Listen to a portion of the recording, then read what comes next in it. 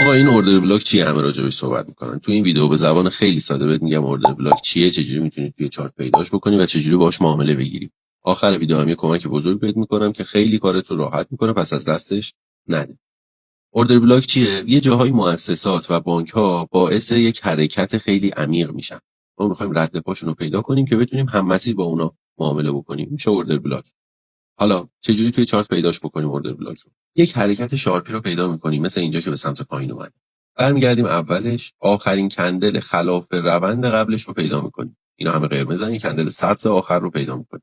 محدوده این کندل رو برای خودمون مشخص می‌کنیم. این میشه اوردر بلاک ما، اما باید یه شرطی داشته باشه. باید مثلا توی حالت نزولی کف قبلی خودش رو شکسته باشه. اینجا ما یه کفی داشتیم، این کفه با این حرکت شکسته شده، پس این اوردر بلاک سالمه و انتخابمون درست.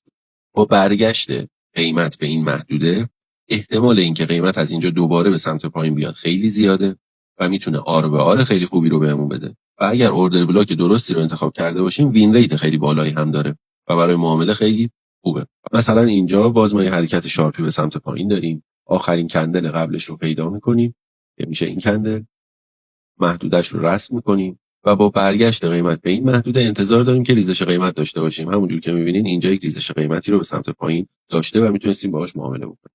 اینم مثال سعودیش، مثلا یک حرکت شارپی به سمت بالا رو پیدا میکنیم، آخرین کندل قبلش رو هم علامت میزنیم. این میشه اوردر بلاک ما. خب شرط لازم رو برای ما داره، سقف قبلی رو شکسته، پس اوردر بلاک ما موجهه. حالا اگر که همین رو ببریم جلوتر، میبینیم که دقیقاً به همین محدوده برخورد کرده و قیمت به سمت بالا حرکت کرده. چند تا نکته هست. اگر این اوردر بلاک توی تایم فریم های بالاتر باشه ارزش بیشتری داره، اگر توی سطوح حمایت و مقاومتی باشه ارزش بیشتری داره، اگر قبلش لیکویدیتی یا نقدینگی گرفته شده باشه باز ارزشش بیشتر میشه. پس اینا میتونه کمک بکنه که اوردر بلاک های بهتری رو پیدا کنی. حالا من کارتو خیلی ساده تر کردم، اومدم برات یه چک لیست درست کردم که به کمکش میتونی اوردر بلاک رو توی چارت پیدا بکنی، رسمش بکنی، اعتبار سنجی کنی و باهاش معامله بگیری.